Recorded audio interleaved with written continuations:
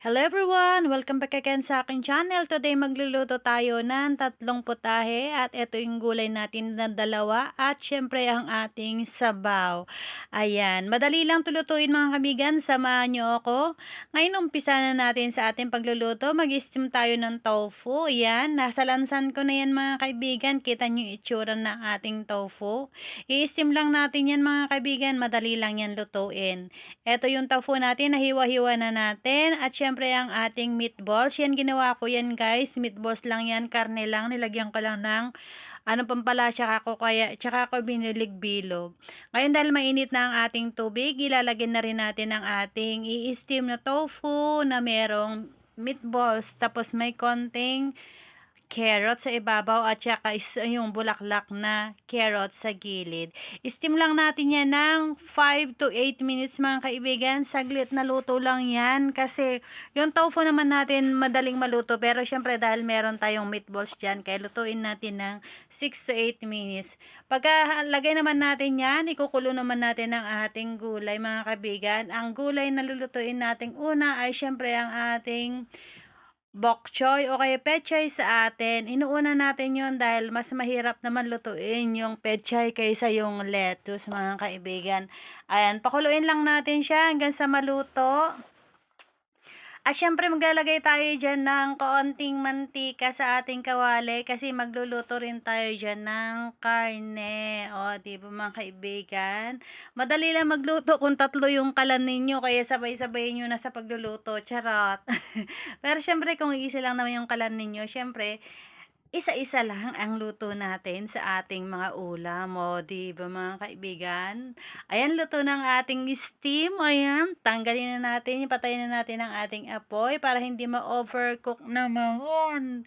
O 'di ba kita niyo na? Wala yang tubig kanina dahil in-steam natin, nagtubig siya ng kusa. Kaya huwag kayong mag-alala kung hindi magiging dry ang steam ninyo kasi once na in-steam nyo ang isang bagay, magtutubig at magtutubig yan, mga kaibigan. Pero kung ayaw nyo magtubig yan, pwede nyo takpan yan ng cling wrap na yung pang luto ha, hindi yung pang microwave na cling wrap. Yan tanggalin na natin at syempre tanggalin natin ang sabaw dyan dahil yan, sabaw niyan lalagyan natin ng konting toyo mamaya para meron namang lasa. O dahan-dahan kasi mainit ang ating pinggan at syempre dahan-dahan kasi madudulas ang ating tofu dahil madulas talaga yung tofu dahil luto na. Ayan. Lagyan natin ng kutsara para hindi naman madulas, para hindi masira ang itsura niya. O, di ba mga kaibigan, tanggalin din natin ang ating carrot dahil ilalagay natin sa ibabaw yan mamaya. Set aside lang natin ang ating tofu. O, di ba napakadali lang? Maglagay na tayo ng mantika dito sa ating kawali at magluluto na rin tayo ng sliced pork. O, 'di ba? Naiibabaw natin diyan sa gulay natin. Kailangan ng pagkain natin araw-araw, guys, ay balance para naman meron tayong lakas. Kasi kung puro lang naman gulay, ay wala din naman tayong lakas. Puwede rin naman gulay kung hindi tayo nagtatrabaho ng medyo mabigat ang trabaho, pero kailangan talaga ng katawan natin ang karne sa totoo lang. Sino bang ayaw ng karne? O 'di ba? Sabagay marami naman tao na ayaw talaga ng karne, pero kung sa atin nagtatrabaho kailangan pa rin natin ng karne sa ating katawan. Ayan, lipat natin ang ating kasirolang maliit dito sa mas malaking apoy. Sa gitna kasi maliit lang yung apoy diyan kaya medyo mabagal-bagal yung luto diyan. Kaya ilagay natin dito sa kanin para naman maluto na maigi ang ating gulay. O, di ba mga kaibigan? Ayun, isang kutsara natin ang ating minced pork. Ay, hindi pala minced pork to, sliced pork pala to mga kaibigan. Hiniwa-hiwa, minarinate ko yan sa toyo. Minarinate ko yan sa konting mantika, konting cornstarch. Ayun lang mga kaibigan ang aking nilagay. Sandali lang ang luto nito mga kaibigan kasi once na tinagalan mo rin ng luto, nagiging makunat ang karne. Kaya mas maigi, tansyahin mo lang din yung luto niya dahil maninipis naman ang hiwa ng karne dito. Alam nyo guys, pag naglagay kayo ng cornstarch sa karne, nakakapagpalambot talaga yun. Parang tenderizer yun, parang ewan. Yun ang dito kasi pag hindi mo nilagyan ng cornstarch ang ating karne dito ay nagiging matigas talaga siya. O, diba? Naluto ng ating gulay, nilagay ko na dito sa ating plato, hindi ko pala naipakita sa inyo kung paano ko tinanggal kanina. Ayan, nilagay ko na, tsaka siyempre naluto na rin natin ang ating ayan o, kita niyo? Ang ating lettuce na may karne sa ibabaw. Oh, 'di ba ang ganda, bongga. Yummy, yummy talaga 'yan. Kung ganyan ba naman ang ulam niyo ay mapaparami kayo ng kain. Siyempre ilalagay natin sa ibabaw yung carrot na tinanggal natin kanina. At siyempre yung sauce diyan kanina ay lalagyan natin ng konting toyo para na meron ding lasa ang ating gulay. At ibubuhos natin 'yan sa ibabaw ng gulay natin, mga kaibigan. Ayan. Para naman may lasa ng konti, kasi hindi na natin lulutuin 'yan. Puwede niyo rin naman lutuin 'yan, mga kaibigan, kung gusto niyo lagyan ng cornstarch, pero ayoko ng may malapot-lapot diyan. Ayan, ubos natin dito, oh, 'di ba, perfect. Try niyo magluto ng mga ganitong pagkain, mga kaibigan, napakasimpleng lutuin lang, walang ang daming arte-arte, kaarte-artehan diyan, napakadali lang magluto ng ganitong ulam. Oh, 'di ba ang sarap? Tsura pa lang niyan ganda-ganda na, charot. Kain na tayo, mga kaibigan. Ay, hindi pa pala tayo kakain kasi magluluto pa tayo ng ibang putahe pa ulit para sa ating ano, sa ating hapon at tanghalian, oh, 'di ba, mga kaibigan? Oh, tsura pa lang niyan, gusto mo nang kumain, kaya bilis na. Try mo na 'tong putahe na 'to dahil napakamura. Kung sa amo mo ay nahihirapan ka mag-isip kung anong lulutuin mo, i-try mo na 'to, napakadali lang. Yung gulay na lang 'yan, mga kinulo-kulo lang 'yan. Pinakuluan lang 'yan sa tubig na may asin. Kung wala kayong chicken powder, gumamit kayo ng magic sarap. Ganun lang naman yun ang pagluluto dito. Alam nyo dito sa Hong Kong, mga kaibigan, napakadali lang magluto ng pagkain nila dito kasi hindi masyadong maraming chiche-bureche, hindi maraming sahog. Hindi kagaya sa atin sa Pilipinas na hindi ka makakapagluto ng gulay na dadalawa lang yung sahog. Hindi pwedeng magluto ng pinakbet lang na isang sahog lang dito, guys. Kahit ikulo mo lang yung gulay, okay na sa kanila. O, 'di ba? Lagyan mo lang ng toyo, okay na.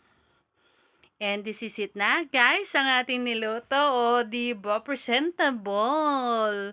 At ang sarap. Thank you so much sa inyo kung nakarating kayo dito sa gitna ng ating videos.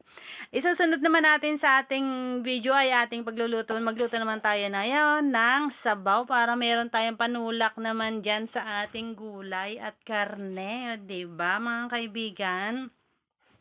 Eto naman ang ating sabaw ngayon.